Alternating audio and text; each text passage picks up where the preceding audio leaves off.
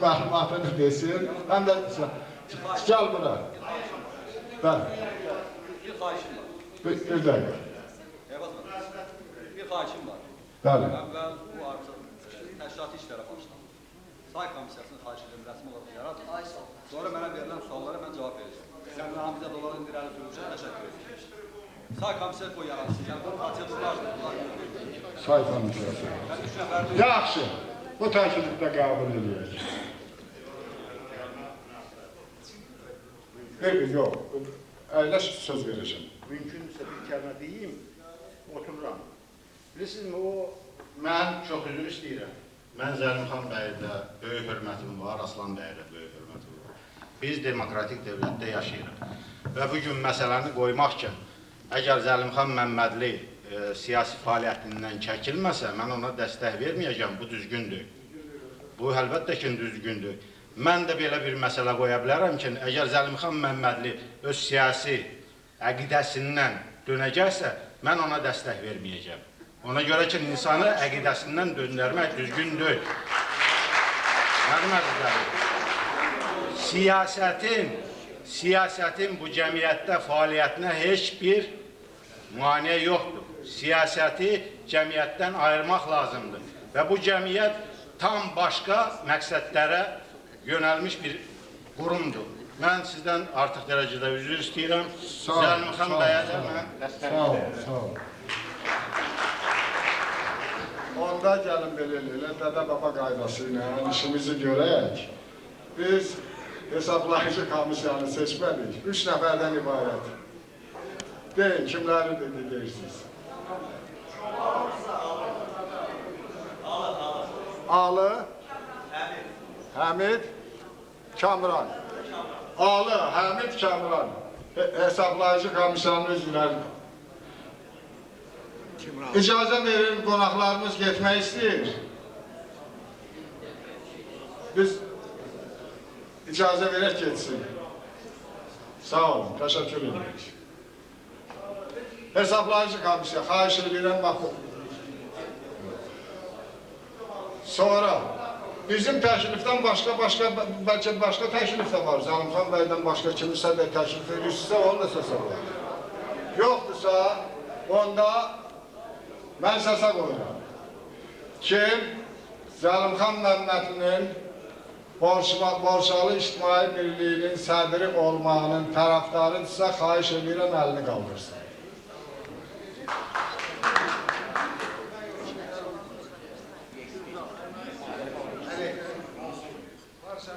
Razı olmayan var mı, əleyhinə olan var mı?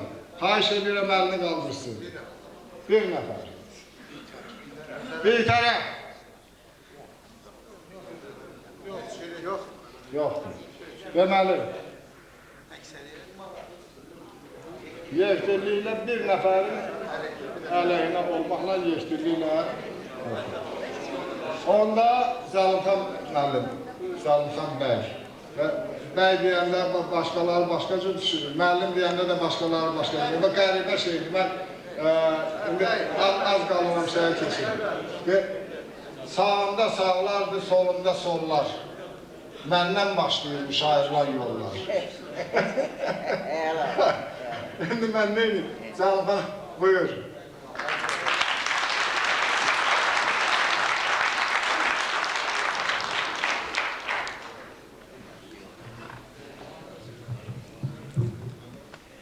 Mən hamınızı salamlayıram və ağsaqqallarımızı salamlayıram.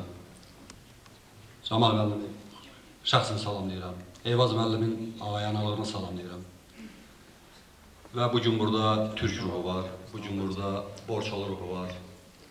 Bugün burada səmimi şəkildə Azərbaycan üçün, nəinki Azərbaycan üçün, region üçün, Cənubi Qafqazda stabillik və sülh üçün yanan insanların toplantısıdır. Və o baxımdan hesab edirəm ki, burada ağsaqqal xeyirlası var, gəncliyin dəstəyi var, ziyalılarımızın dəstəyi var, siyasi hakimiyyətin müəyyən dəstəyi var. Mən bunu açıq şəkildə bəyan edib fəlsəfəsini açacağım onların. Və burada ağız birliyi var, bütövlük var.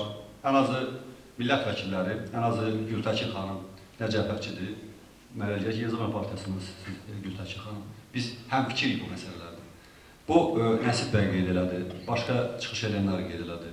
Bu, ümummilli bir platformadır və zaman-zaman Azərbaycan siyasətində mən də daxil olmaq şərti ilə ümummilli problemlərimizdə hakimiyyətdə kimin olmasından asılı olmayaraq, ona münasibətimizin nə cür olmasından asılı olmayaraq əməkdaşlığa hazırlıq bəyanatlarını vermişik. Hər zaman vermişik. Və bu günləri mən elə gəlir ki, onun təntənəsini yaşamalıyıq. Və sübut eləməliyik ki, Borçalı ümummilli bir problemdir və gerçəyi o elədi.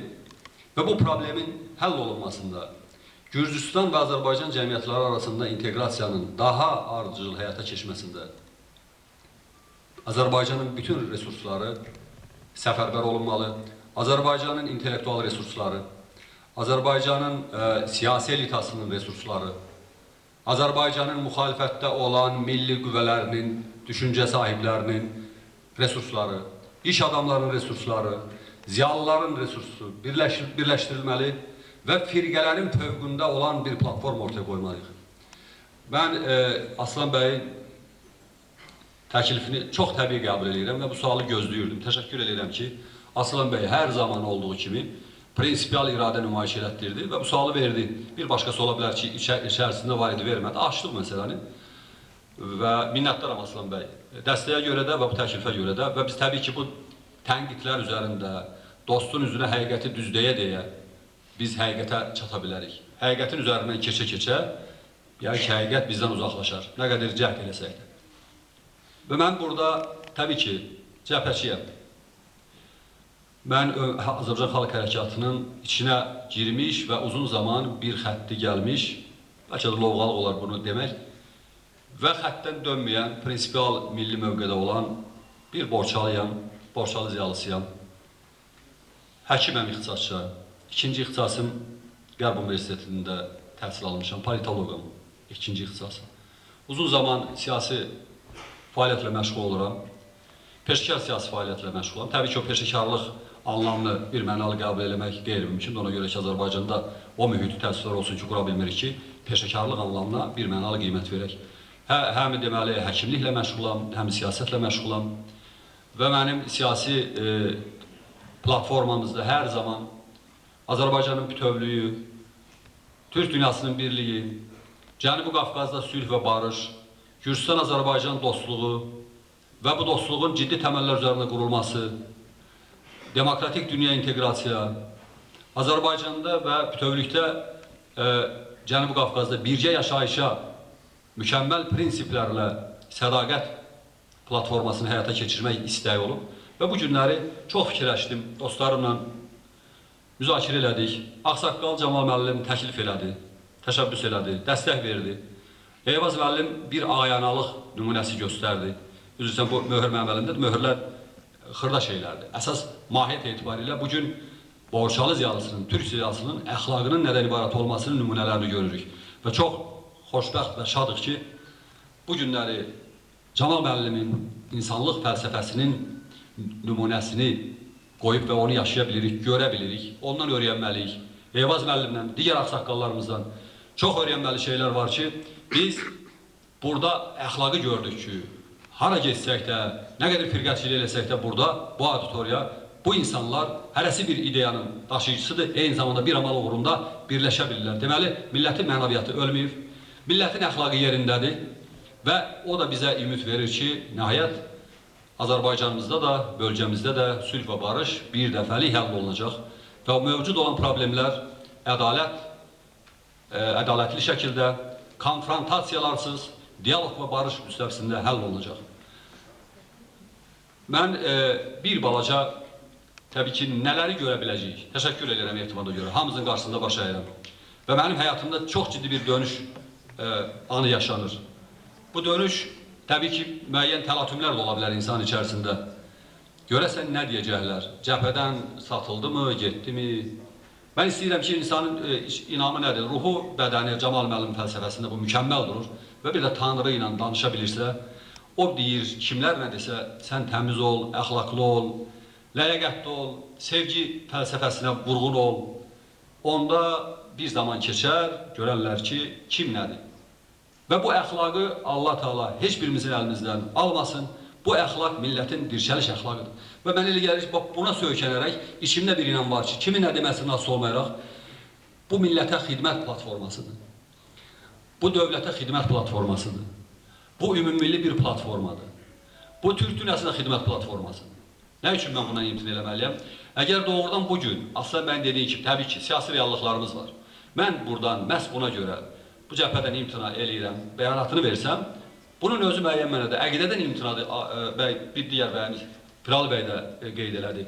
Və onda görəsən bir şeydən imtina eləməklə digər bir şeyə nail olmaq olarmı? Mən deyirəm ki, Borçalı firqələrin fövqündə olan bir cəmiyyətdir.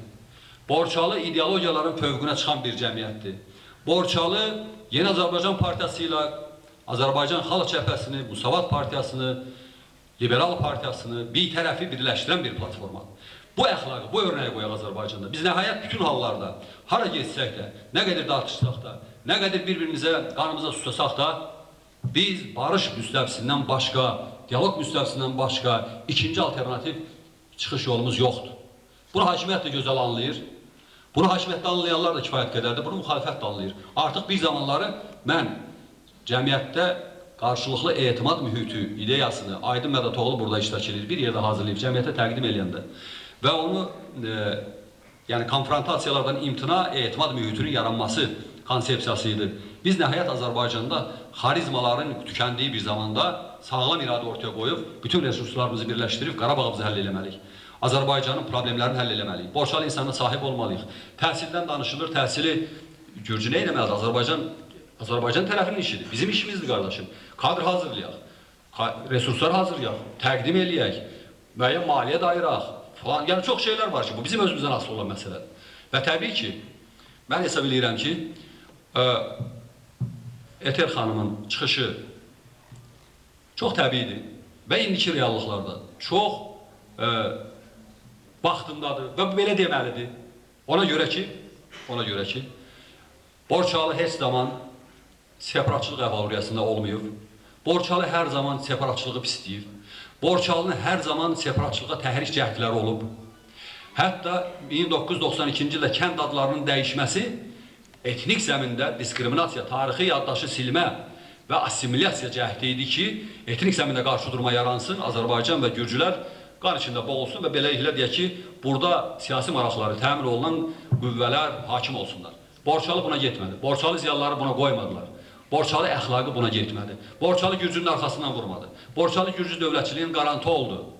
Borçalı Gürcüstan-Azərbaycan arasında dostluğun bu günləri möhkəm təməllərlə qurulmasında qarant rolunu oynayır. Bunu dəyərləndirmək lazımdır. Bizim ermənilərdən çox fərqimiz var. Əxlaq cəhətdə, mənəviyyat cəhətdə, Tanrıya baxış cəhətdə, kişilik baxımından, çox məsələlərdə biz erməni ola bilmərik. Onunla özümüzü müqayisə edə bilməyək ki, ki, Axalkalakidə ermənilər separatçılıq eləyirlər. Bəli, biz iradəmizi qoyacaq sağlam olaraq. Mənim haqqımı əlimdən alma, mənim haqqıma dəymə, mənim dilimə dəymə. Gürcü dili çox gözəldirdi. Gürcü əlifbası çox mükəmməl və tarixi köklərə malik olan mükəmməl, gözəl bir əlifbadır. Amma Gürcü dilini öyrənmək Türk dilinin üzərində ola bilməz. Türk dilinin aşağılamaq vasitəsilə ola bilməz. Bunu Gürcü insanlarımız gözəl bilməlidir. Mənim dilimə dəymə, mənim tariximə dəymə. Səndən qardaşam, sənin üzərində fədakarlıq eləyim. Mən sual verəcəm öz-özümüzə ki, bizim insanlarımız niyə Gürcüstanda hərbi xidmətdən azad olunur? Niyə biz Gürcü cəmiyyətinə inteqrasiyanın biri odur ki, Azərbaycan insanı, Borçalı vətəndaşı Gürcüstan ordusunda xidmət eləməlidir, vətəndaşdır. Vətəndaşlıq borcunu yerinə yetirməlidir. Bu ola bilər ki, bəzi insanlarımız xoşuna gəlməsin. Amma inteqrasiyanın təməli odur ki, sən vətən uğrunda bir il hərbi xidmətdə olub xidmət edirsən. Gürcü dövləti qarşısında bu məsələ qaldırmalıdır. Mənim Borçalı gəncimə o haqqı əldən almısan, ver ilə. O qorxaq deyil. O gedib döyüşə də bilər, şəhid də ola bilər. Gürcüstan dövlətçiliyinin hər zaman qarantı oldu. Axırıncı Rusiyanın həmləsində yəqin ki, çox hörmətli Eter xanım xatırlayar, Borçalılar Ruslara qarşı, təcavüzkarlara qarşı mübarizə çağırışında çıxırlar ki, könüllü müdafiə batalyonları yaradırlar. Bu böyük bir nəticə. Və biz əxlaqın qabağında, əgər diskriminasiya görəcəksə, əxlaqın qabağında bir məmurun yekəxanalığını görəcəksə, ona qarşı dözümsüz olacaq. Əgər biz tarixi yaddaşımızı silmə cəhdləri olacaqsa, ona qarşı dözümsüz olacaq. Mən siyasi potensialımı, enerjimi bu müddətdə ona verəcəm ki, mənim dədələrimlə, mənim babalarımın uyuduğu torpaqla belə davranmaq olmaz Gürcü qardaşım. Səni çox istəyirik. Sənə çox məhəbbətliyik. Sənin mərdliyinə də, məğrurluğuna da hər zaman biz şahid olmuşuq. Ancaq bu bölgədə barış istəyiriksə, Azərbaycanla bir yerdə, Türkiyə ilə bir yerdə, Borçalı türkünə baxaraq barışı quruyla. Mən hesab edirəm ki, Borçalının statusundan çox danışılır. Aslan bəy düz qeyd elədi. SSR-i onu yaratmaq istəyirdi. Avtonomiya və sonra niyyətləri var idi. Biz buna imtina elədik. Ziyanlarımız imtina elədi. Və bizə bu lazım deyil. Borçalının statusu haqqında mən də danışıram. Mən deyirəm ki, Borçalının statusu mənəvi statusdur. Borçalının mənəvi statusuna dəyməmək lazımdır. Borçalı heç zaman mədəni muxtariyyət, milli muxtariyyət məsələsindən avtonomiya iddiası yoxdur bu günlər. Sadəcə olaraq Borçalı hesab edirəm ki, Borçalının statusu Türkiyə, Azərbaycan, Gültəkin xanım çox gözəl qeyd elədi. Azərbaycanın Avropaya açılan qapısı Borçalıdır. Azərbaycanın Türkiyəyə giriş qapısı 11 kilometr sədrəkdədir və qalanı da Gürcüstan vasitəsilədir. Və Borçalının statusu Türkiyə, Azərbaycan və Gürcüstan arasında dostluğun qarantı statusudur. Bax, bu status əldə etməliyik. Bu status bir mənalı bəlli olmalıdır ki, Gürcü bilməlidir ki, əgər başqa diskriminasiya elementləri, ona cəhətlər olacaqsa və o tendensiyalar davam edəcəksə, bir zamanları ciddi şəkildə bölgədə barış və sülhə təhlükə yarana bilər. Yəni, bizim hisslərimizlə, duyğularımıza o qədər oynamamaq lazımdır. Və mən Etel xanımın çox gözəl olaraq Azərbaycanda yaşayan Gürcülərlə bağlı, onların problemləri ilə bağlı danışdığını bölüşürəm. Və təbii problemlər var. Təbii problemlər nədir? İctimai-siyasi vəziyyətin yaratdığı problemlərdir. İctimai-siyasi vəziyyətin yaratdığı infrastrukturlar dağıldı. Qədir xanım, xoş gəldiniz.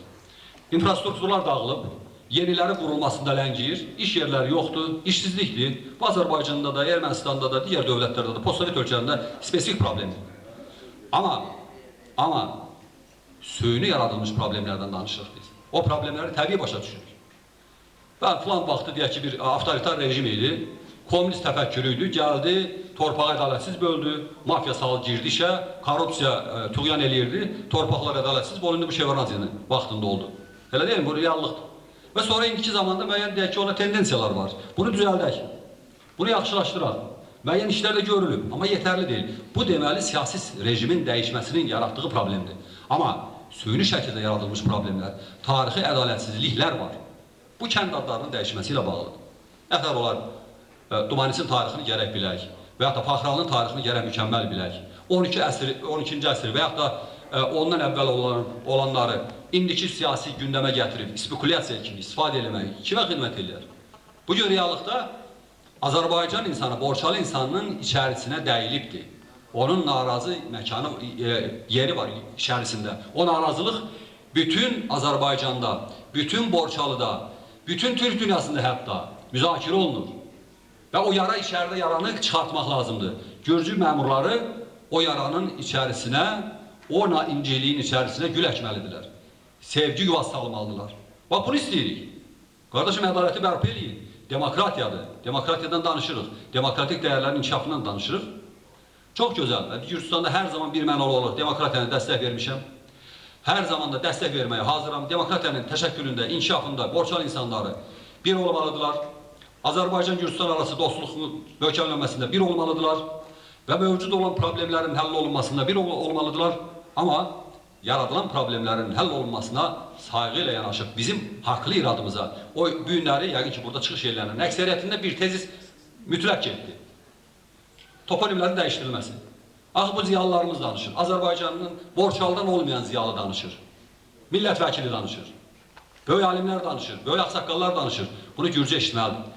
Etel xanım, Gürcü bunu anlamalıdır ki, bu ziyalıların sözünü sevgi ilə çatdırsın. Biz burada sizin problem olarak qaldırdığınız Gürcülərin hüquqlarının qarantını mən bu başdan bəyan edirəm ki, Borçalı cəmiyyəti öz üzərinə götürür. Hər hansı bir formada narahat olmağa əsas yoxdur.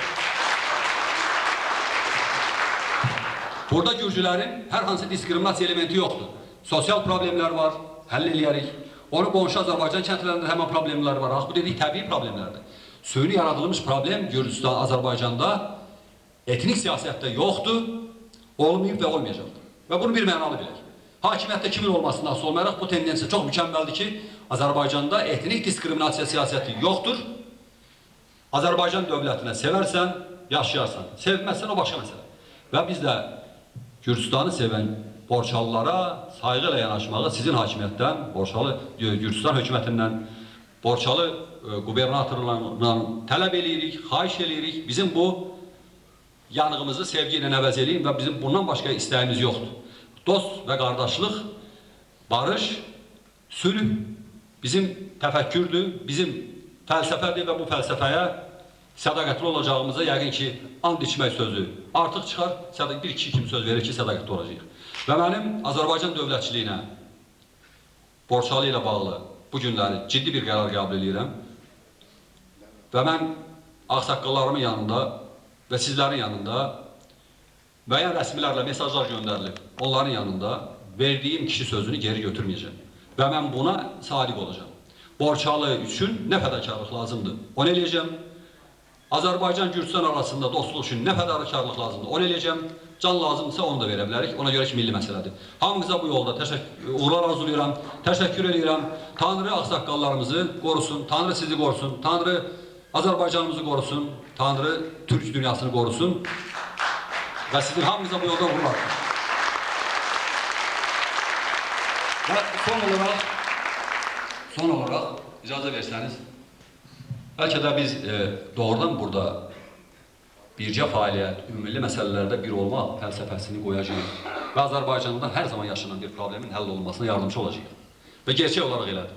Mən o sevgilim, Qənrə xanım da gəldi, Gültəki xanım buradadır. Zaman-zaman Borçalıya səfərlər edirlər, müəyyən problemin həll olunmasına yardımcı olurlar. Nəsib bəydir, digər millət vəkillərimizdir, hamısına təşəkkür edirik.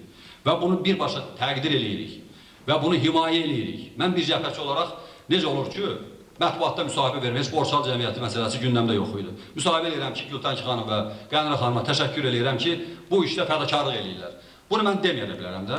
Deyərəm ki, bu hakimiyyətdir, buna niyə deyim? Axı bu iş görürlər bunlar. Gedirlər, mən Borçalı insanların rəylərindən görürəm, ictimai rəydə görürəm ki, bunlar bir barış üçün nələ imkanları, səlahiyyətləri çərçivəsində işlər görmək istəyirlər. Bunu niyə qiymətləndirmək? Yəni, biz firqələrin fövqünə keçək və Azərbaycanda bəlkə də zaman-zaman arzuladığımız hakimiyyət dəyişməsi, vəzifə dəyişmələri, konfrontasiyalardan olur, qarşılıqlı ithamlar olur. Sonra deməli, gedəni başlayırlar söyə-söyə siyasət qurmağa. Yanlış şeylər olurlar. Vallahi enerjimiz daxilə sərf olunur. Bunu hamımız bilməlidir. Bütün insanlar bilməlidir ki, enerjimizi hədəfə yönəltməliyik. Düşmən onu istəyir ki, biz enerjimizi içəri yönəldək. Və bəlkə də Azərbaycan cəmiyyətində mənim hər zaman arzuladığım, hakimiyyətdə kimin olmasından asılı olmayaraq milli məsələlərdə bütün insanlar, bütün qüvvələr bir yerdə olmalıdır. Fəlsəfəsini burada qoyaq və o əxlaqı, o nümunəni də burada biz göstərək ki, Eyvaz müəllim Borçalı adını xələl gətirməyib, Eyvaz müəllim Borçalı adını şərəflə gəzdirib, həm soyadında, həm təşkilatın sədri olaraq. Eyvaz müəllim bunu alətə çevirməyib, Eyvaz müəllim burada şəxsi mənafe üçün hər hansı bir formada kimlərəsə müraciət edib, Borçalı cəmiyyətindən alver eləməyib, o yolu davam elətdirəcək. Eyvaz müəllimə təşəkkür edirəm və hesab edirəm ki, bugünkü konferansımızda Eyvaz müəllimin bu vaxta qədər göstərdiyi xidmətlərə görə təşəkkür qərarı olması, alqışlar var buna. Və mən özüm də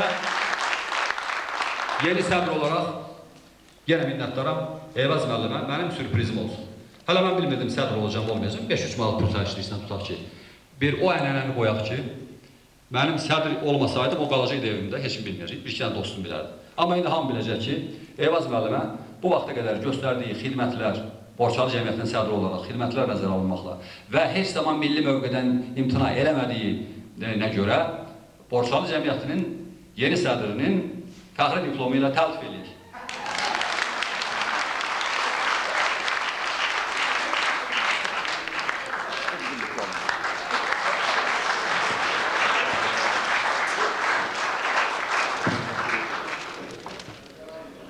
Minnətdaram.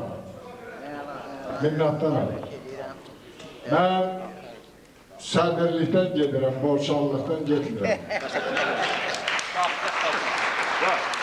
Eyvaz müəllim bizim Ağsaqqallar Şurasının rəhbərliyini aparacaq. Yəni biz bir yerdə olacaq. Onu da deyim bu başdan. Təşəkkür edirəm. Sağ olun.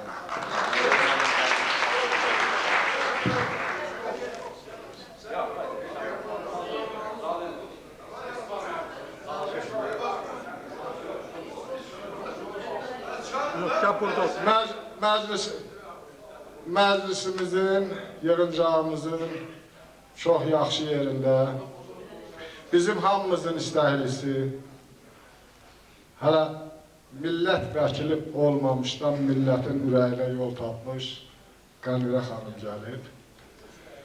Çıxışlar qurtarsa da mən istəyirəm Qənirə xanıma söz verək, o da ürəyindən keçənləri bizə versin, bildirək. Mən çox üzr istəyirəm, amma Zəlimxan müəllimə demişdim qabaqcadan 12-nin yarısından çox vacib bir dövlət tədbiri vardı, orada iştirak edirdik. Amma xəbərdarlıq eləmişdim, ona görə mənim gec gəlməmi yəqin ki, üzrxahlıq kimi həm də edim. Mən çox sevinirəm və Zəlimxan müəllim burada artıq cəmiyyətin yeni sədri seçildi. Çox təbrik edirəm. Mən inanıram ki, Zəlimxan müəllimi tanıyırıq.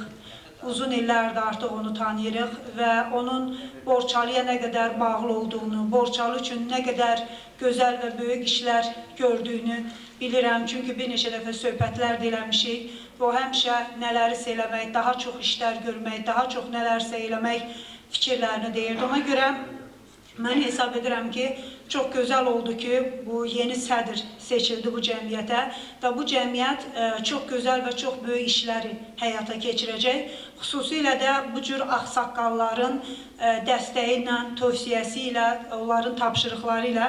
Çünki bu səhnədə oturan ağsaqqalların belə deyək, böyük hörmətə layiq ağsaqqallardır. Təkcə Borçalıdan deyil, Borçalıda deyil, bütün Azərbaycanda çox hörmətə layiq ağsaqqallardır. Birini mən hər yerdə deyirəm, hamısı haqqında müsbət çox fikrim var, amma Camal müəllimi mən uşaq olandan bizim ailədə, evdə, mənim əmmim, atam həmişə onu Azərbaycanın ən böyük və ən gözəl ağsaqqallarından, ziyalılarından biri hesab ediblər.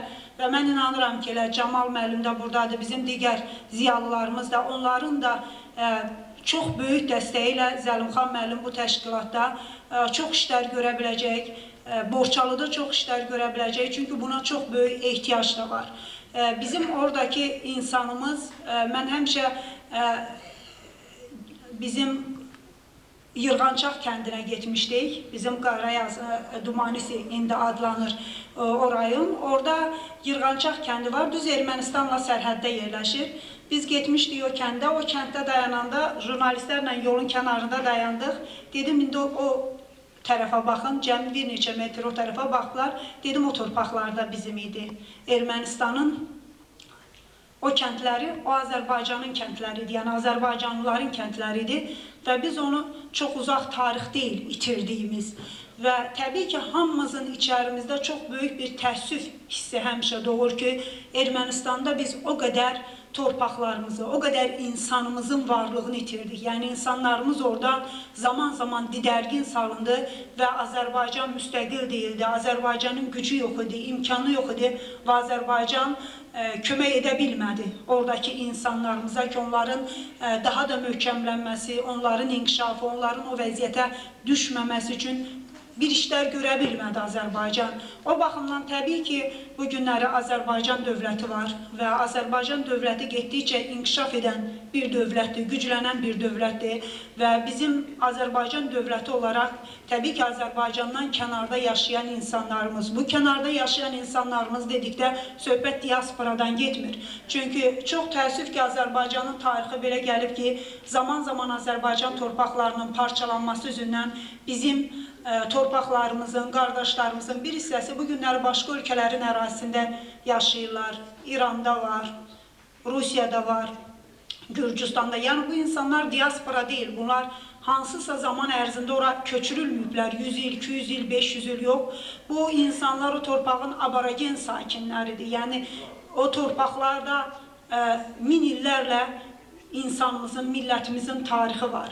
Təbii ki, o torpaqlarda yaşayan insanlarımızın bugünkü problemlərinin həlli istiqamətində olsun, gələcəyə doğru onların daha da möhkəm olması, daha güclü olması, yaşadıkları ölkələrdə söz sahibləri olması, yaşadıkları ölkələrdə hüquqlarının tam şəkildə qorunması, təmin olunması, mədəni haqları və s. Bu istiqamətdə Azərbaycan dövləti özünün qarşısına qoyduğu vəzifələr var bu vəzifələr təbii ki, bizim Gürcüstanda yaşayan soydaşlarımıza da şamil olunur və Gürcüstanda yaşayan soydaşlarımız bu günləri hamımızın, bütün dövlətimizin diqqət mərkəzindədir ki, onların problemlərinin həlli istiqamətində olsun, onların Gürcüstan dövlətində daha inteqrasiya olunması, Gürcüstan dövlətçiliyində dövlətinin müəyyən postları tutması, yəni öz saylarına uyğun, öz çəkilərinə uyğun postları tutması, mədəni haqlarının təmin olunması tam bu istiqamətində əlimdən gələn edir. Amma mən hesab edirəm ki, həmişə düşüncəm bu olub ki, dövlət insanlardır, dövlət bizik. Yəni biz nə qədər əlimizdən gələn eləməyə çalışsaq, sadəcə dövlət məhfumu, dövlət onu etsin, dövlət bunu etsin, bu dövlət məhfumunun altına gizlənsək, o zaman çox ciddi işlər əldə edə bilmərik. Biz həmişə hamımız əlimizdən nə gəlir eləməliyik və bu cür hansısa bir təşkilatlar yaranırsa, o təşkilatlarda birləşmələr varsa ki, müəyyən məsələlərin həlli istiqamətində kömək olunsun, hansısa məsələlərə dəstək olsun. Çoxlu məsələləri var Gürcüstanda yaşayan soydaşlarımızın burada səsləndirildi. Mən bir səsinə çatdım, Zəlimxan müəllim də səsləndirdi bu məsələləri. O problemlərin həlli istiqamətində olsun, gələcəyə doğru ümumiyyətlə bir çox məsələlərdə çox ciddi rol oynaya bilər bu cür təşkilatlar və bu cür təşkilatlara da biz hamımız kömək olmalıyıq. Mən düşünürəm ki, mən burada çağırışı eləmək istəyirəm, səsləndirmək istəyərdim ki, bizim iş adamlarımız var. Hər insan öz üzərinə düşən missiyanı yerinə yetirməlidir. Mənim gücüm çatan bir iş varsa, mən onu eləməliyəm. Amma bu məsələlərdə bizim iş adamlarımız var və mən istəyərdim ki, bizim iş adamlarımız da düşünməlidir ki, onların missiyası təbii ki, onlar iş adamıdırlar, vəsait qazanırlar, pul qazanırlar, amma onlar qazandıqları vəsaitin bir hissəsini də məhz bu cür təşkilatlara dəstək göstərməlidirlər, imkan yaratmalıdırlar ki, o könüllü insanlar ki, heç bir təmənnası yoxdur, sadəcə istəyir ki, onun da gücü var, enerjisi var, potensialı var, nələrisə eləyə bilər və o insanların birləşdiyi bu cür təşkilatlara dəstək olmalıdır ki, təbii ki, həm dövlət tərəfindən, həm qeyri-dövlət tərəfindən, həm də ayrı-ayrı fərdlərimiz tərəfindən, insanlarımız tərəfindən bu dəstək olmalıdır ki, o təşkilat bir çox məsələləri həyata keçirə bilsin. Çünki könüllü insanların birləşməsi bu hələ hər şey demək deyil. Yəni, burada kifayət qədər imkanlar da gərək olsun. Yəni, insanlar yığışır, çox şey eləmək istəyirlər, potensialları da var, edə bilərlər. Amma təbii ki, imkanlar olmadıqları üçün o layihələri həyata keçirə bilmirlər, o işləri görə bilmirlər. Bu baxımdan mütləq bu cür dəstəklərə ehtiyac var və mən inanıram ki, bu təşkilata, Borçalı təşkilatına, bizim bu təşkilata çox dəstəklər olacaq bu mənada ki, onlar qarşılarına qoyduğu o hədəfləri, o məqsədləri həyata keçirə bilsinlər. Biz də əlimizdən gələn nə dəstək var? Mən Azərbaycan-Gürcüstan parlamentlər arası dostluq qrupunu təmsil edirəm. Bizim dostluq qrupunu mən əminəm ki, bütün üzvləri də əlindən gələn nə dəstək var, onu göstərməyə çalışacaqlar. Bir də ən vacib bir məsələ nədən ibarətdir? Mən bunu səmimi və açıq şəkildə deyə bilərəm. Yəni, bu tək bura aid deyil. Ümumiyyətlə, bizim millətimizin problemlərinin birinin də başında gələn məsələlərdən ondan ibarətdir ki, bəzən milli məsələlər kənarda qalır. Kimlərsə öz maraqları, kimlərsə nüfuz maraqları, kimlərsə siyasi maraqları, hərə öz maraqları uğrunda savaşmağa başlayır və əsas maraq kənarda qalır. Əsas maraq kənarda qalır və o digər maraqlar əsas marağı ikinci plana keçirir. Və orada da heç zaman nə birlik olunur, nə iş olunur. Mən inanıram ki, bu təşkilat üçün həmişə mən buna inanıram ki, əsas maraq Borçalı marağıdır, bizim oradakı insanlarımızın marağıdır və bu maraq hər şeydən üstün olacaq. Bu maraq fərdlərdən üstün olacaq, bu maraq siyasi maraqlardan üstün olacaq, şəxsi maraqlardan üstün olacaq və bu maraq ümumilikdə Borçalının da fonunda, oradakı insanlarımızın da fonunda Azərbaycanın maraqları üstün olacaq. Çünki mən Borçalını Azərbaycan xalqının ümumi maraqlarından kənara nəzərə almıram. Bizim millətimizin maraqları ümumidir və o maraqların içərisində də Borçalıdakı insanımızın möhkəmlənməsi, Borçalıdakı insanımızın hüquqlarının qorunması, bir çox problemlər var. Bir daha sadalamaq istəmirəm, təhsillə bağlı, kənd adlarından bağlı, sosial məsələlərlə bağlı, hansısa bir çox məsələlər var. O problemlərin həlli istiqamətində çox işlər görmək olar. Ən vacib isə ondan ibarətdir ki, bura yığılan ziyalılar orada gələcək ziyalı nəslin yetişməsində çox böyük kömək edə bilərlər. Bu mənim fikrimdir, mən həmişə bunu deyirəm. Haqqı vermirlər, hüquqları vermirlər, haqqı və hüquqları alırlar. O baxımdan da bizim çox gözəl, savadlı, təhsilli gənclərimizin yetişməsi, yəni tək hətta Gürcüstan səviyyəsində də deyil, Gürcüstan səviyyəsindən kənarda da oradakı insanımızı yüksək səviyyədə təmsil edən gənclərimizin sayının çoxalmasına ehtiyac var ki, bu da yaxşı təhsildən keçir və ona görə Borçalı cəmiyyətinin, mən hesab edirəm ki, ən gözəl işlərindən biri də oradakı təhsilimizin, oradakı insanımızın təhsilinin inkişafına, onun keyfiyyətinin inkişafına öz töhfəsini vermək olacaq. Mən təbrik edirəm Zəlimxan müəllimi. Demək, düz seçkinin üstünə gəlib çıxmışam. Seçki artıq başa çatdı, artıq yeni sədrdir. Mən inanıram ki, Zəlimxan müəllim burada təmsil olunacaq. Bu təşkilatda hər kəs təmsil olunacaq. Söhbət belə təmsilçilikdən getmir ki, kimsə gəlsin doğrudan da bu təşkilatın bir vəsiqəsini daşısın. Könüllü təmsilçilikdən gedir. Hər kəs bir könüllü təmsilçilik haqqı olacaq, əlindən gələn eləyəcək və Zəlimxan müəllim də bütün bu insanların, ona etimad göstərən insanların, ona dəstək göstərən insanların, bizim ağsaqqallarımızın inamını, ümidini doğrulacaq və biz Borçalı cəmiyyətinin, bu təşkilatımızın çox gözəl işlərini, çox gözəl fəaliyyətlərini görəcəyik. Bizim də əlimizdən nə gəlir? Mən Zəlimxan müəllimlə söhbətimizdə də o demişəm, Camal müəllimlə nə qədər söhbətlər eləmişik, bizim gözəl ziyalımızdan. Əlimizdən nə gəlir? Bizim də nəyə gücümüz çatır? Nəyə edə biləriksə, onu həmişə bilməsi lazımdır ki, Zəlimxan müəllimin biz onun yanındayıq bu məsələlərdə. Hər zaman nə dəstək edə biləriksə edəcəyik və mən burada Fazil Həsənov da durur, Gürcüstan Azərbaycanlılarının Mədəniyyət Mərkəzinin rəhbəri.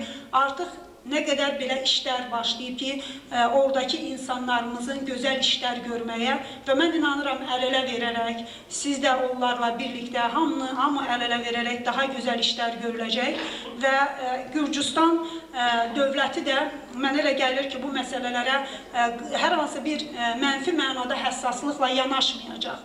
Çünki Gürcüstanda yaşayan Azərbaycanlılar, türklər tarixən həmişə Gürcü xalqının yanında olub. Heç zaman Gürcüstan dövlətinə və ümumiyyətlə Gürcüstana, Gürcülərə türklərdən mənfi bir münasibət gəlməyib. Elə qurucu Davidin vaxtından getsək, Çariça Tamaranın vaxtına getsək, həmişə türklər, belə deyək, Gürcü tarixində müsbət rol oynayıblar, onların müsbət yeri olub və Gürcüstan da öz müstəqilliyini əldə edəndən də belə Gürcüstanda yaşayan Azərbaycanlılar həmişə Gürcüstan dövlətinin yanında olublar. O dövlətin ən çətin günlərində heç zaman o dövlətin əleyhinə qalxmayıblar, iş aparmayıblar. İndi Etera xanım buradadır, Gürcüstanın içərisində bir çox milli azlıqlar var, onların nələr elədiyini Etera xanım bizim hamımızdan yaxşı bilir. Bu günləri də nə zaman Gürcüstanın vəziyyəti biraz çətinləşsə, Gürcüstanın problemləri yaransa, o milli azlıq hazırdır bir iddia ilə, bir problemlə və Gürcüstan dövlətinə qarşı təhdidlərlə çıxış eləməyə. Amma Azərbaycanlılar elə təkcə son hadisələrdə, Rusiya ilə son hadisələrdə nə qədər könüllü Azərbaycanlı getdi könüllü şəkildə ki, biz öz dövlətimizi qorumaq istəyirik, Gürcüstan dövlətini qorumaq istəyirik. Mənə elə gəlir ki, bunların hamısı Gürcüstan hakimiyyətində müsbət mənada qəbul olunmalıdır. Onlar bunu birmənalı qəbul eləməlidirlər ki, bugünkü hakimiyyətləri də, gələcək hakimiyyətləri də ki, Azərbaycanlılar Gürcüstan dövləti üçün heç zaman təhdid deyilər. Əksinə, Gürcüstan dövləti üçün, belə deyək, çox ciddi bir dayaqdılar və onların Gürcüstan dövləti içərisində ortaya çıxan problemlərinin, müəyyən haqlarının, müəyyən problemlərin həlli istiqamətində də nə qədər çox iş görülsə, bu çox müsbət mənada, ümumi mənada Gürcüstan dövlətinin maraqlarına xidmət edən addımlar qəbul olunmalıdır və üstəlik bu faktor Gürcüstan-Azərbaycan münasibətlərinə də müsbət təsir göstərən faktorlardandır. Çünki Azərbaycanda təbii ki, hər bir insanımız üçün fərqi yoxdur. Tovuzda doğulub, Gəncədə, Lənkəranda hər bir insanımız üçün orada yaşayan soydaşlarımız, Gürcüstan vətəndaşı olan soydaşlarımızın məsələləri çox önəmlidir. Onların narahatlıqları bizim narahatlıqlarımıza çevrilir. Təbii ki, bizim narahatlığımıza çevrilən məsələlər də mütləq dövlətlər arası münasibətə də öz təsirini göstərə bilir. Aslan müəllim işarə edir ki, mən vaxtı çox alıram. Ona görə təşəkkür edirəm. Bu fikirləri də deməliyəm, amma yaxşıdır bu fikirləri, o mesajı verməsi. Çox təşəkkür edirəm söz verdiyiniz üçün. Camal müəllim, Eyvaz müəllim, buradakı ağsaqqallarımız, Zəlimxan müəllimə də bir daha uğurlar arzulayıram. Sağ olun. Çox sağ olun Qədirə xanım.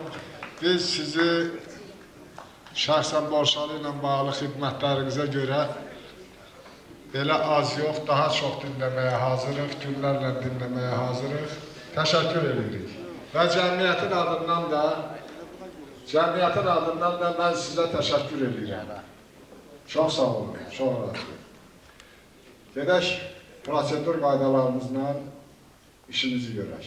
Bizim növbəti deməli məsələmiz idarə heyətini müəyyənləşdirməkdir. Mən şəxsən təklif edərdim ki, idarə heyətini həm yığcam eləyək, həm də bu heyətin seçilməsində artıq fəaliyyətə başlayan sədrin özü iştirak eləsin. Çünki bu idarə heyəti ilə o öz işləyəcək. Eşitmir, başı qarışır. Təbriklər qəbul edir. Zəlimxan bəy, seçiləcək idarə heyəti ilə siz işləyəcəksiniz. Ona görə xahiş edirəm, gəlin bura. Bundan sonra iclasın aparın. Mənə də şərait yaradın, gedim bir dənə sigaret çəkim gəlir. Elə mən də getmək istəyirəm. Sağ yəni şey. İdarə heyətini seçilir. Mən sadəcə yardımcı oldum. Mən sonra yenə başlayacağım. Aslan icazə verirsən, mən çıxım sigaret çəkim. Deməli, hörmətli xanımlar, bəylər, saqqallar, mən təbii ki, bu sadəcə Eyvaz müəllimə yardımcı olacağım. Bu iclasın sədri Eyvaz müəllim axıra qədər protokolu da Eyvaz müəllim imzalayacaq. Bu idarə heyəti ilə bağlı təbii məsuliyyəti mənim üzərimə qoydu ki, birbaşa özüm bileyim. Təbii ki, razılaşdığımız məqamlar var. Burada da bir xeyli insanlarla təmasda olmuşdur. Siz istəyəcəksiniz də bunlar. Evet, sağ olun. Bir sıra insanlarla içinə imkanımız oldu, imkanımız olmayan insanlar da var, əlaqə qura bilmədik. Yəni bu belə anlaşılmasın ki, diqqətsiz oldu və ya onlara sayğısız oldu. Qətiyyən elə deyil. Mən belə fikirləşdik ki, zaman-zaman biz deməli, yaradıcı ziyalılarımızı cəmiyyətin rəhbəri ilə gətiririk. Yaradıcı insanlardır. Sırf səhərdən axşam elm işlə məşğuldur, tədqiqatla məşğuldur və sonra da çox böyük nələrsə tələb edirik. Biz fikirləşdik ki, ziyalılarımızın fəxri yeri var. Ziyalılarımız, alimlərimiz, yaradıcı insanlar. Bir sıra strukturlarda nəzərdə tutulan işlər var ki, biz onlarla, Ramiz mənimlə söhbət eləmişik və digər insanlarımızla da biz orada daha yaradıcı iş görə bilərik ki, cəmiyyətin mahiyyət etibarilə qalxınmasında kim nə yardım edə bilər, onu eləməliyik və o strukturlar da, yəni sonra idarə heyəti ilə bir yerdə müzakirə edib, ona uyğun olaraq da kadrların toparlanması məsələsini həll edəcəyik. İlkin etapda mən təbii ki, sədr olaraq idarə heyətinə daxil olarak nizamlamaya görə bizim həm cavanlar, yəni burada iş qabiliyyəti olan, böyle deyək ki, bir içərisində yanlısı olan, bir təşəbbüskar olan insanlardır. Həm bir orta nəsil, həm də deyək ki, yaşlı nəsilin insanları təmsil olunur təklif olunan layihədə. O cümlədən biz nəzərdə tutduğumuz və ağsaqqallarla da razılaşdığımız bir məsələ, Ağsaqqallar Şurası sadəcə formal bir şey yox. Ağsaqqallar Şurası bütün məsələlərimizin süzgəçdən keçdiyi bir məkan olacaq. Yəni, nələr qəbul edirsə qərar, layihə formasına düşdü. Ağsaqqallar baxdı, son təkliflərini verdilər, ondan sonra bunu hüquqi status alacaq. Yəni, bu ənənəni fikirləşmişik ki, bu Borçalı Qarapapaqların aşağıdan yuxarı bir hiyerarxik bir quruluş var, ağsaqqalın yeri, falan yeri, bu struktur olandan olur. Ancaq bu ənənəni də burada biz əsasını qoyaq ki, biz rabitə qırılmasın. Cavanlar və ağsaqqallar arasında rabitəni bərpa edək. Ona görə mən siyahını, razılaşdığımız siyahını təklif edəcəm. Burada razılaşmayan məqamlar da olar, əlavə təkliflər də ola bilər. Bir sıra insanlarımız təklif elədik bizimlə əməkdaşlıq eləməyə. Mütləq hazır olduqlarını, imkanlarını məhdud olduqlarını dedilər. Və burada o insanları görürəm, ad şəhmirəm sadəcə olaraq. Və onlara da təşəkkür edirəm ki, onlar birbaşa bizim bir yerdə işləyəcək. Bu formal, müəyyən formal xarakter daşıyır. Deməli, bizim bu təşkilat işlərdə mühüm fədakarlıq göstərən insanlar 5 nəfər cavanlardır. Kərəm bəy də orada daxil edəcək, yəni cavanlardan da Kərəm bəy özünü ortaya mı aparındadır? Cavanlardan sonra. Deməli, Zəlifxan Məmmədli bir, Ramiz Həsənov, bu deməli, əslən Qarayazdandır, çox dəyərli bir insandır, çox dəyərli bizim elə oğludur, fədakardır, borçalı sevərdir, yəni cibində 2 olanda birini verməyə hazır olan insandır və təşkilatı işləri yaxşı bilir, bir idarə müdürüdür. Ramiz bəy buradadır. Ramiz bəy və arxada olanlar gözəl oğlan. Ramiz Həsənov, Zahir Əlisoy, yəni tanıyırsınız, bir burada bizim deməli, bu da hərəkatdan gələn, bir siyasi təcrübəsi olan, analitik təfəkkür olan, açıqlar çox vacib bir məsələlərdir. Olan bizim gənclərdən biridir, fədakardır, fəaldır. Anar Həsənli, yəni gəncləri sayıram, Anar bəy, jurnalist, yəni bu qəzet redaktorudur. Bir zamanda Qəmrə xanım da çox istəyirdik, burada olsun, Qəmrə xanım da buradadır. Ola bilər ki, bir zaman kəsi olacaq və Qəmrə xanım da bu təmsil olacaq. Bizim bütün borçalı ilə məşğul olan insanları, təşkilatları təmərküzləşməkdən başqa çarəmiz yoxdur. Yəni bizim firqəçiliyi, əgər mən böyük siyasətdə kənara qoya bilirəmsə, biz burada da borçalı ilə bağlı amalımız bilsə bir yerə yığılmalıyıq. Və mən də burada durası eləmək açıq, tez-tez nəsil dəyişməsinin tərəfdarıyıq. Ola bilər 1 il, 2 il, bir varislə hazırlayıq. İndi əvazlarından bizə deyirlər ki, varislə 1 il gedir səriyə. Elə olmalıdır. Əgər belə bir şey varsa, niyə olmasın elə? Kim nə deyər desin. Və onu da hazırlamalıyıq ki, yəni gənclərimiz, orta nəsil buna yetişməlidir. Siyasi cəhətdən bu problemləri bilməlidir, işinə girməlidir işləri. Qəmrə xanım, Camal amma təkliflidir. Camal müəllim təklifini qəbul edir. Təşəkkürlər, Qəmrə xanımla qəbul edir. Aslan bəy, sizə demişdim, amma dediniz belə də, bilmirəm. Amma siz olmalığınız çox vacib. Mən elə deyər, aydın. Yəni o dediklərimin biri amma istədim olsun da. Nəsib bəy təbii ki, parlamentlə əlaqələrimizdir falan da çox işlər var Nəsib bəy. O işi görəcək orada, mən deyər ki, çox böyük xidmət olacaq. Və beləliklə idarə heyətinə təklif olunan bu nəfərlərdir. Sayı, gələk sayını üzr istəmir. Sayı müəyyən eləməmiş, amma biz təklif edəcəyik onundur. 1, 2, 3, 4. Yaxşı tərkibdir, yaxşı tərkibdir. 11, 2,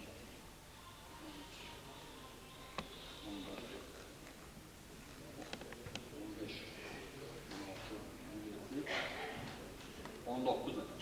Laf yaxşı. 19 nəfər. Laf yaxşı. Etiraz yoxdur ki, indi Yavuz müəllimə xahiş edirəm, təqdim edək. İcrası axıra qədər sürüyor. Mən aslında borcam. Yəni sədr deyil, icrası sədr deyil. Bəlkə əlavə təkliflər. Buyurun, yəni onu buyurun. Dedim də artıq 20 olsun, 20 olsun. Bəlkə belə bir etirazım da var. Təşəkkür edirəm. Bununla bağlı, ancaq mənə elə gəlir ki, biz bəzi adamları yaddan çıxarmışıq. Deyək ki, borçalı cəmiyyəti yaradandan uzun müddət onun sıralarında olan adamlar var və o məsələlər, məsələn, Şahbaz Şamoğlu yoxdur orada. Mən istəyərdim ki, olsun. Yəni, bu tipili və bir də ki, məsələlərə, məsələn, Xaləddin İbrahimli müavin olub, nədən orada olmasın? Yəni, biz biraz məsələlərə daha geniş yanaşaq, bəlkə idarə heyətinin seçkisini başqa vaxtda davam elətdirək. Biz belə elədik. Kəbra bəy, təşəkkür edirəm. Yəni, o dediyiniz adamlar burada Bəy, üzr Şahbaz istəyirəm. Şamoğlu. Sizə yuristin orada olması çox lazımdır. Elə bizdə orada duramız bəy. Əgər razıdırsa da, onu mütləq Aslan bəy Hasan bəy, daxil edəsən. Deməli, Ramiz bəy, mən belə Bu o demek değil ki bu 21 nəfərdən başqa. Yox, bu Sayla döyək, keyfiyyətlə də, Təbii. xətrinə dəymək istəmirəm. Amma o şaxı Aynen. çox İndi Aslan Bəy dedi ki, dediyim adını da çəkdim. İmtina edib, amma o demək deyil ki, fəaliyyətdən kənardadır. Aslan Bəy bizdən bir yerdə olacaq. Bu 21 nəfər yenə də üzrsən, belə fəlsəfəsini tutaq. Bu 20 nəfər formaldır. Yəni nədir?